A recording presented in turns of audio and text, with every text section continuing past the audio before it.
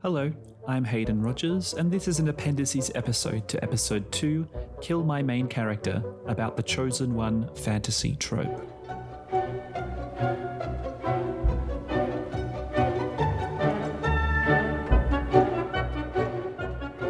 This is arguably the most used character trope in the history of fantasy. Most stories of the genre utilize it in some way.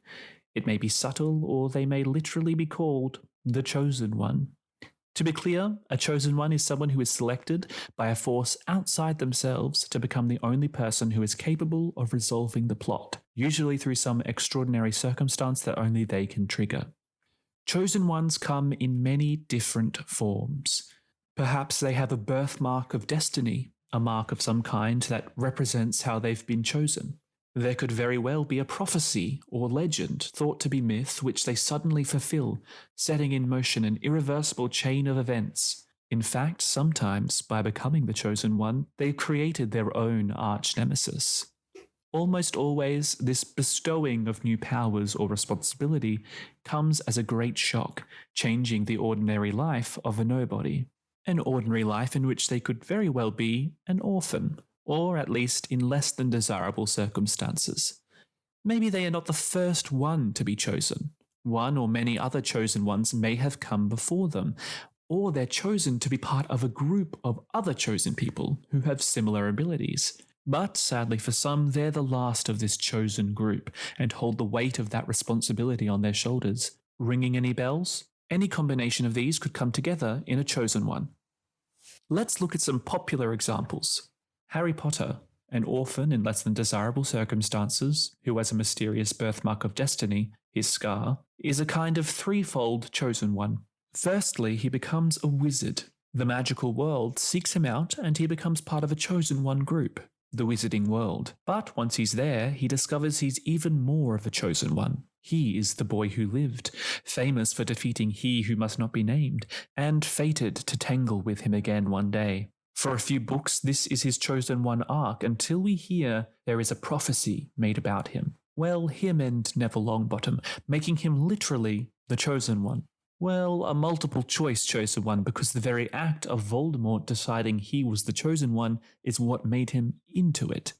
Lyra Belacqua of the His Dark Materials series, who we think is an orphan when we start reading, never knows that she's the Chosen One, or that the witches have a prophecy about her. In fact, the reader doesn't even know that for a long while either.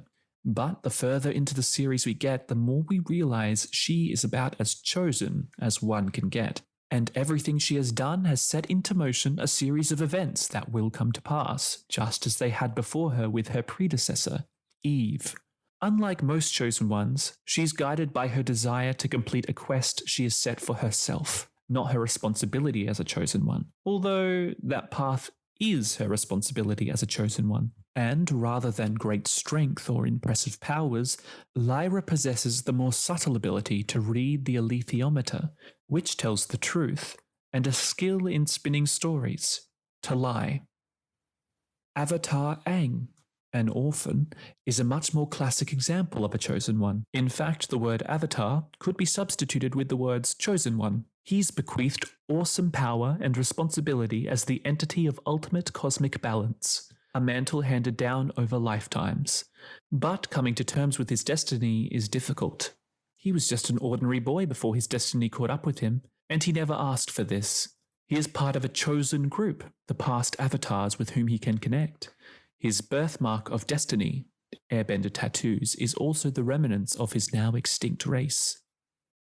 There are many examples of the Chosen One trope being used and subverted in interesting and well-formed ways.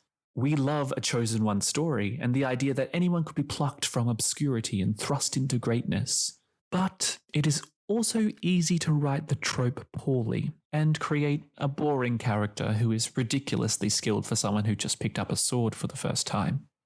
In many ways, chosen ones can make for lazy writing, which is where we see the trope fall down. The main character immediately has incredibly high stakes and an existential crisis to deal with, so that's their arc sorted.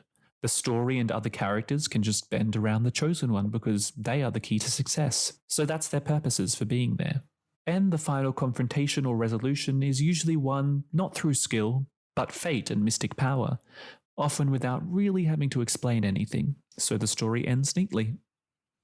From a pragmatic perspective, the everyday origins of a chosen one are also a great tool for storytellers because they can create a character who doesn't know anything about the world they've been thrust into and need to be taught everything by other characters, meaning we have an easy avenue to teach the reader at the same time. So, what are some of the pitfalls to avoid, and how do we make a chosen one trope work well? Number 1, don't write a character that doesn't want to be there. There's a difference between a bit of existential angst about life-threatening quests and outright hating the fact that you have really cool magical powers now and the world is a wild and exciting place. Avatar Aang, who relishes the hard work of becoming a bending master, finds this balance a lot better than Harry Potter, who was introduced to a world of magic but doesn't want to do his homework. Number 2, just because you're a chosen one doesn't mean you're suddenly amazing at everything. With the exception of potentially inheriting some incredible powers that do make you suddenly very good at one thing, your simple villager probably shouldn't be able to defeat warriors who have spent their lives training to kill. They might need some help. Lyra is still a young girl at the end of the day. She can't beat back an adult and loses many times when she's not able to talk her way out of things. Instead, she enlists the help of an armored bear for the heavy lifting. Number 3. Your other characters still need to be their own people, and that includes your antagonist. Yes, maybe the chosen one is the only person who can save the day in the end. But what are your other characters doing there? Are they props and emotional sounding boards for the protagonist, or do they have thoughts and feelings and dreams? In Harry Potter and Avatar, our protagonist is surrounded by a group who know that they have to get the chosen one to the finish line, but they grow and change along the way too. This is their adventure as well. Number 4. While we're at it, what are your protagonist's thoughts, feelings, and dreams? Don't service a character whose every waking moment is about being the chosen one. Lyra is curious about the world and wants to go on adventures in the north. Aang wants to ride the elephant koi and the unagi and sightsee. Harry wants a date for the Yule Ball and to play Quidditch. What does your chosen one want? If you have any comments or corrections for this episode, you can find me at Kill My Darlings Podcast on Facebook and Instagram, or KMD Podcast on Twitter. You can also write in on the blog at haydenrogers, that's rodgers.net/killmydarlings. And while you're on the blog, you can sign up for email alerts so that you get a handy notification in your inbox every week.